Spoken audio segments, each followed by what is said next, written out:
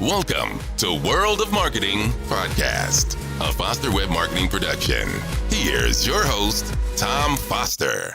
Hello, everyone, and welcome to the World of Marketing, where I talk with industry leaders about marketing, mindset, and business growth. This episode is brought to you by my own company, Foster Web Marketing. Foster Web Marketing is dedicated to providing cutting-edge, highly customizable websites, marketing, video, and strategic solutions specifically designed for law firms, medical practices, and other professional service businesses. Our award-winning web technology and marketing system sets us apart from everyone else. Please visit our website at fosterwebmarketing.com if you want to know more. But today is about Matt Kaiser. Matt, my friend, is an international sports lawyer who works with athletes and sports organizations worldwide on matters such as doping and misconduct, eligibility, team selection, and governance issues. Matt enjoys solving clients' problems and prides himself on the results he has gotten for them domestically and internationally. He's been a full-time international sports attorney since 2017, and in that time has become an invaluable member of the Global Sports Advocates team. Their Foster Web Marketing website is globalsportsadvocates.com. Matt, welcome to the podcast. Thank you so much for being here, brother. I appreciate you, man. Well, thanks for having me. It's an honor. I'm excited to have this conversation with you. Yeah, Matt. Well, I reached out to you. I was like, I would love to have you on the podcast because I am definitely interested in this because what inspired you to become an international sports law attorney? Man, I mean, you can go back several years, starting in college. I knew, growing up, I was an athlete my whole life, but quickly realized that I wasn't going to be at the professional level anytime soon. So I kind of used my brain and overall knowledge of the sports industry and try to get involved with it through another path. Initially, it was with sports marketing. So I went to undergrad for, and then kind of transitioned in law school to the legal side of sports law and went abroad, did a program, a master's program in Spain. And through that, that's how I ended up where I am today and representing athletes from around the world, doing doping, kind of Olympic sphere legal issues that come about. So it's been quite a journey. What was your sport? I played soccer and baseball. Okay, very good. So what makes your practice unique? I think, well, I mean, the industry itself is quite a niche industry representing athletes who test positive for prohibited substances, who otherwise get in trouble with the either NCAA regulations, sporting regulations, you name it. It's not the general civil or criminal law that you see on television. It's the behind the scenes, what makes them eligible or ineligible to compete in a specific sport and pursue their profession. So I think that in of itself makes it a unique field that we're in. But I think what mostly differentiates our firm from others is just the time and dedication that we give our clients on every matter. We're not passing off work to lowly interns. We don't even have interns full time. It's just my boss and I, Yeah, and you're hiring something. You're hiring. Yeah, we're gonna hopefully grow little by little. Going to bring on another individual pretty soon, hopefully. But yeah, Paul Green and I are trying to do our best to service as many clients as possible, give them the best experience. Not trying, you are doing it. You are doing we are. Yeah, I think we're pretty successful. I think that definitely differentiates us from other firms that dabble in this industry. So could you tell me a little bit about some of your biggest victories that you've achieved in your practice? Sure. I mean, again, the way Paul and I work together, it's definitely a collaborative team effort from, the get-go, whatever client, whoever we're dealing with, be it some amateur athlete all the way to the top tier professional athletes. We're delving in pretty deep to figure out in cases of anti-doping rule violations, where the prohibited substance came from. I mean, believe it or not, I know it's hard for many people out there to think that an individual doesn't know how they tested positive, but most of the cases that we do get, they are, athletes are pretty clueless as to how it ended up in their system. So that's Right. our, yeah, that's our number one job whenever we do get Well, isn't that. there a lot of like miscues and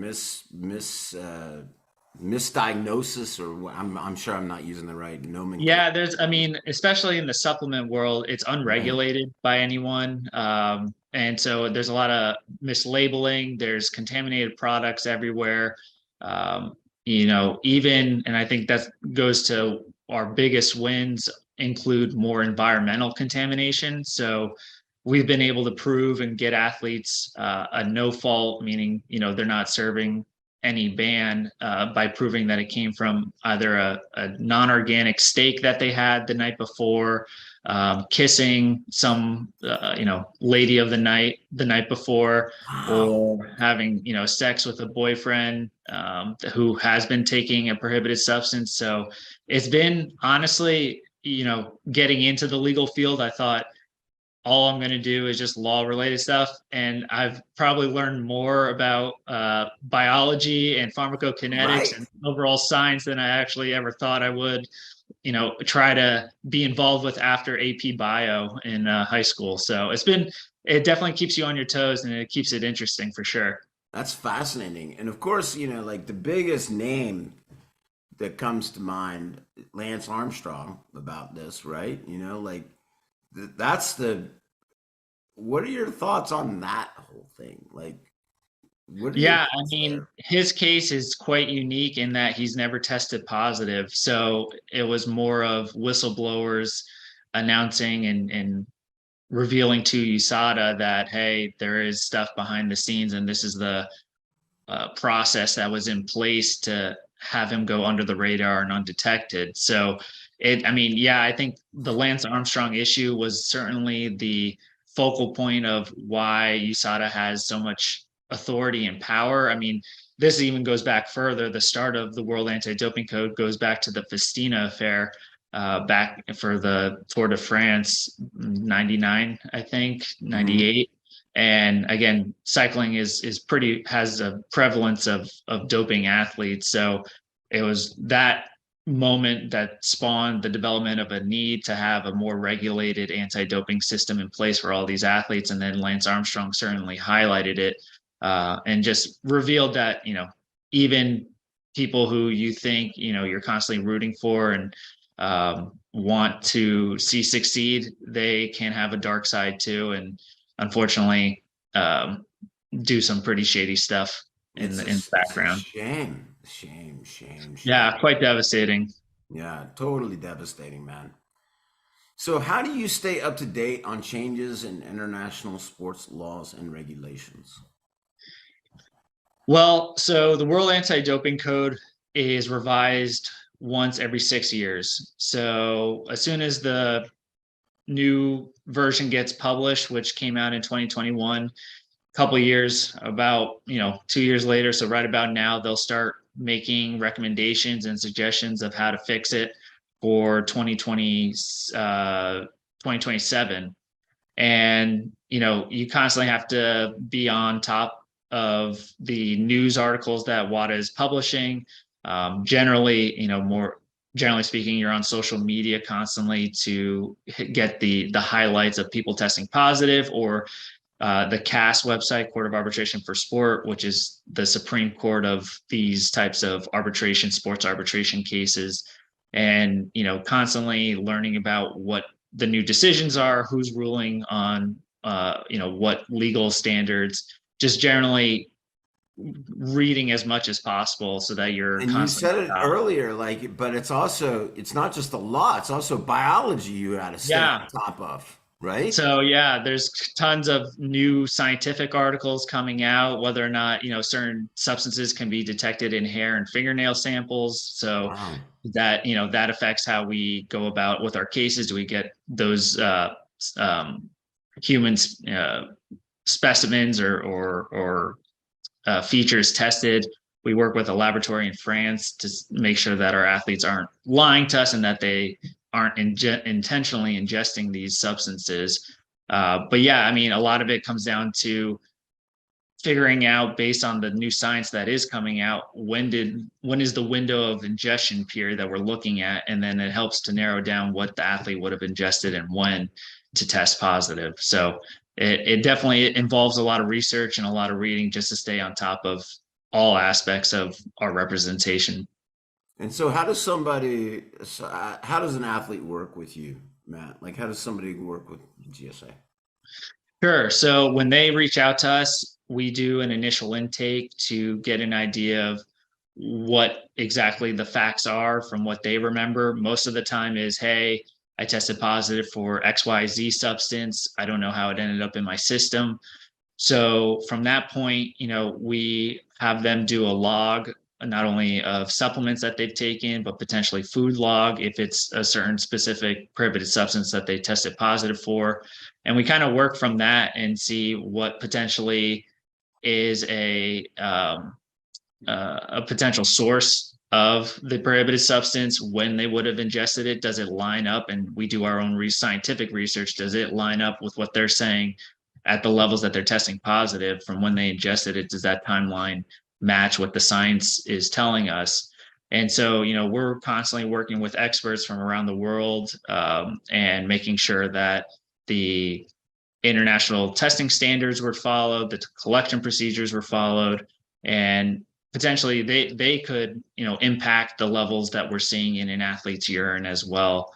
So it is an all-consuming process that draws from multiple areas, be it science or just regulatory standards that have to be followed.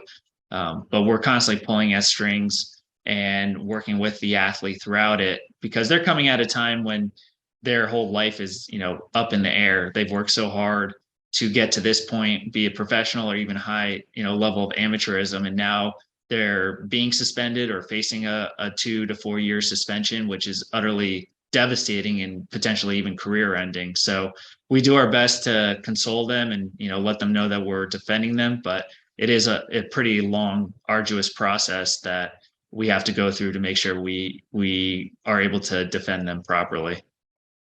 Yeah, I mean, like most of your clients come to you, they got a problem. Like, oh shit, I got just busted, right?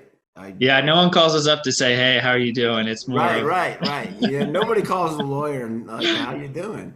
Um, but that's what I want to talk about. Is there should athletes? How could you help them prepare for this? Like, is there advice you can give them to like? Is there things that they should stay away from, or any kind of? sure. Yeah, I mean, so we've worked with your company, Foster Web Marketing, quite a while now, and we've had, I think, pretty successful and informative articles posted on Uh-huh. our website that help and try to be proactive in helping athletes stay away from testing positive, or, God forbid they do test positive, what are the initial first steps that they should be taking to make sure evidence is preserved, we can help them. The list goes on, but definitely on our website, there's quite a number of helpful articles that athletes should be reading to be better prepared. And the education out there is not always great, but I think based on our experience, we've been able to provide practical articles that athletes should be able to be at least better, or more cautious about how they interact and what they do. I mean, taking supplements, generally speaking, is probably the riskiest thing you could be doing to potentially test positive, given how Just unregulated. taking supplement, going to Amazon and getting supplements from Amazon. Exactly. Yep. They don't even have to be black market, supplements. You can get them from You never anywhere and know, right? they'll potentially test positive. Yeah. So yeah, I mean, that's probably how we can best protect athletes, is making sure they buy NSF certified for sport supplements. Those are the ones that are tested and ensure that they're not containing a prohibited substance. Well, okay, so that website, everybody, is globalsportsadvocates.com. And there's a ton of content out there that is very helpful to you as an athlete to get more information about what to do and to prepare. Like, you want to be preventative. You don't want to like find yourself, oh crap, I've tested positive. Like, so go on there and,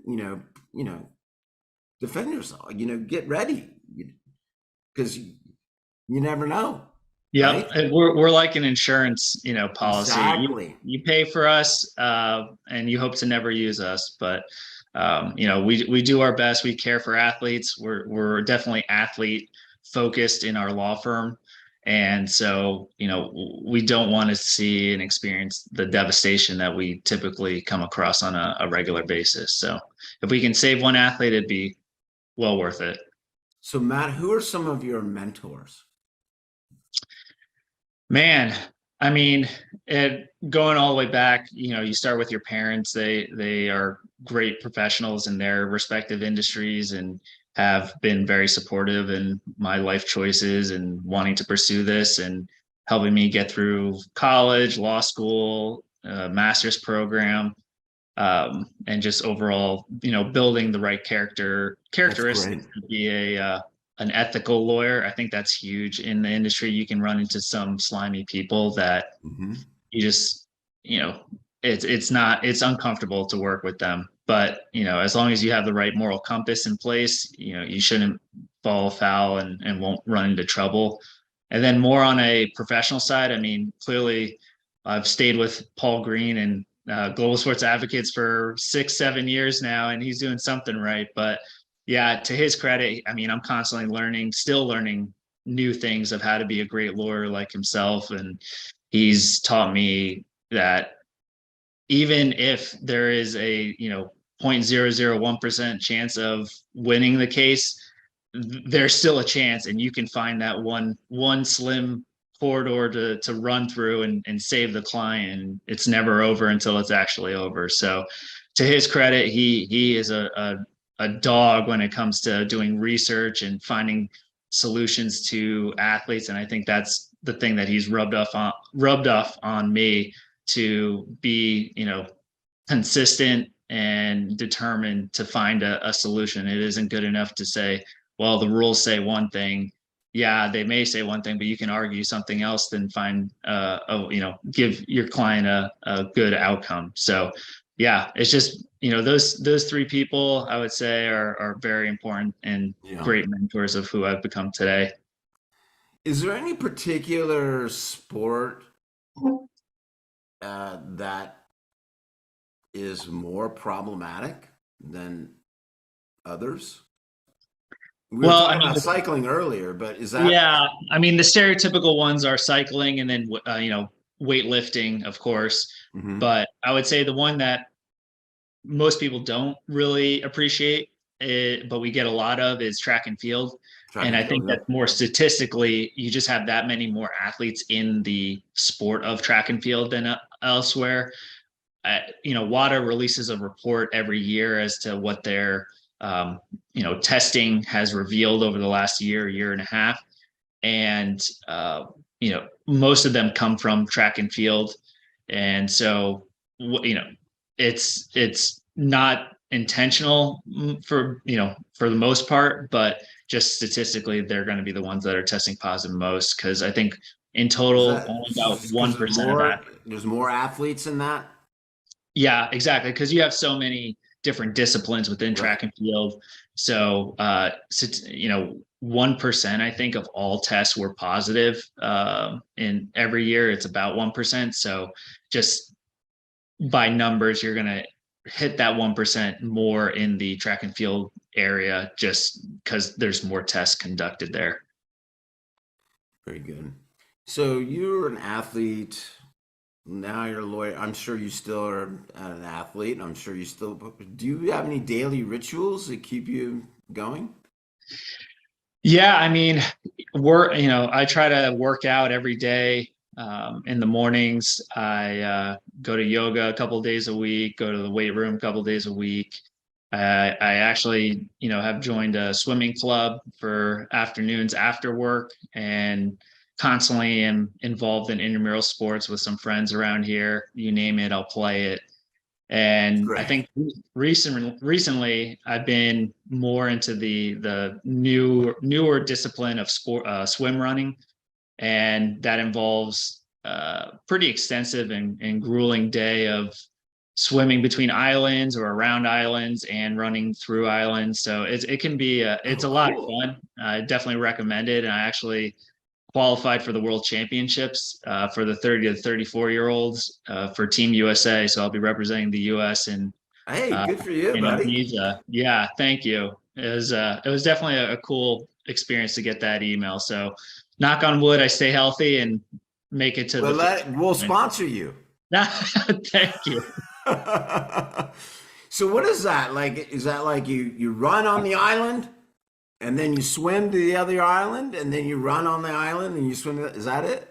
Yeah, each course is Oh, different. The cool. one in Maine has a bunch of islands connected, and you swim to three or four of them and run around different trails in the island. And so it's a cool experience.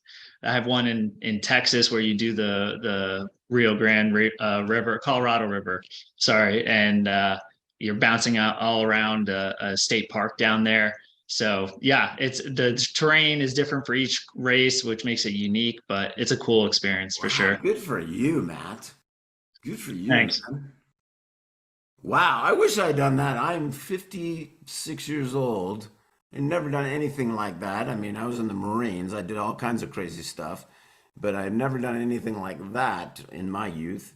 I'm sure you could pick it up. There's still a spot for you out there. You know, I should. I could do it. I mean, I'm in the For gym sure. every day myself, so I could do it. Today I got my boxing training. So, Love it. yeah, man. So, what is the craziest thing that you've ever done? Craziest thing that we've ever done. Man, my friends and I in high school would definitely light up some crazy fireworks in our backyard. We have a sparkler bomb where we collect about 1,000 and light it off and see the flaming ball go up and smoke. So that's playing with pyrotechnics and stuff is where we got our thrill for A sure. little dangerous there. Yeah. So, who are the colleagues that you respect most in your industry? Well, besides, I mean, I think Paul You said Green, Paul my Green, right? boss, is, goes unsaid, but yeah, certainly he has a way of presenting himself professionally and personally to individuals that makes an instant connection with a lot of individuals. And I think helps sell, or at least with our position in any case, helps tell the story of the athlete really well. And our legal positioning, he's very reasonable. Outside of him, I mean, a lot of cast arbitrators who I've met along the way are really brilliant individuals who I have a lot of respect for because they're able to find solutions for whatever case that we're presenting to them. It may be a financial dispute, it may be a doping sanction, whatever the case in front of them, they have, other than a lot of experience, they have a lot of wisdom and great knowledge about the industry that they're able to assist the athlete and um, make a fair, what I think is a fair decision. Matt, do you follow any podcasts? Yeah, I have a couple ones Yeah. that I follow. Do you mind sharing? Sure. I mean, I follow the Jordan Harbinger show. I get my criminal court fix through Court Junkie. And then I follow The Daily, which is the New York Times podcast in the morning. And trying to think if there's anything else. Planet Money. So It's great. I just try to, keep my nose in everything and try to just constantly get new information because you never know piece of information can help you in a case. I mean, we had Sure. several issues with meat contamination that the COVID brought about because of unregulating the industry while everything was going, down, and slaughtering animals who were getting sick. So, I mean, we use a lot of the, I would say, national news in our cases when it's appropriate, but it can come in handy for sure.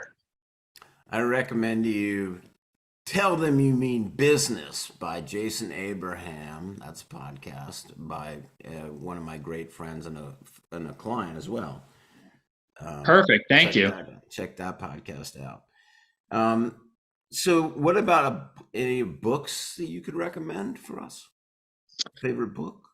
Yeah, I mean, the Secret Race and Phil Knight's Shoe Dog are two books that I'm looking at my shelf right now that are really good. And one give about the Secret Race being the doping and cycling world, and then generally Shoe Dog, the birth of Nike and development. Other than that, I would say I'm a huge John Steinbeck fan, so I go to the classics whenever I can. So yeah, I mean, Tortilla Curtain is one of them. Grapes of Wrath, of course. But and then I'm reading one by Arthur Conan McDoyle on the Lost Island, I believe it's called. I'm trying to remember, but it's like a Jurassic Park, fantasy. That is great, story. Man. That's good stuff. The classics. Yep, exactly. Well, Matt, it has been wonderful catching up with you and talking to you. And I appreciate so much what you're doing. And everybody, listen, you got an athlete that you know? Make sure that you go to globalsportsadvocates.com and check them out, get information, talk to Matt. So they are not getting that, they don't, make a mistake, right?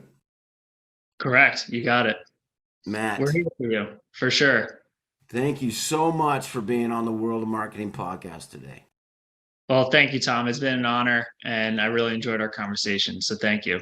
I appreciate you, and I appreciate you being a client of Foster Web Marketing all these years. You are up and coming. You're already up and coming, and you're just going, man. And I love your energy. And like I said, we will sponsor you on your whatever you're going to do, buddy. Okay. Thank you. I appreciate it. Yeah, we really appreciate all the work you guys have done for our website and help us grow. So thank you again.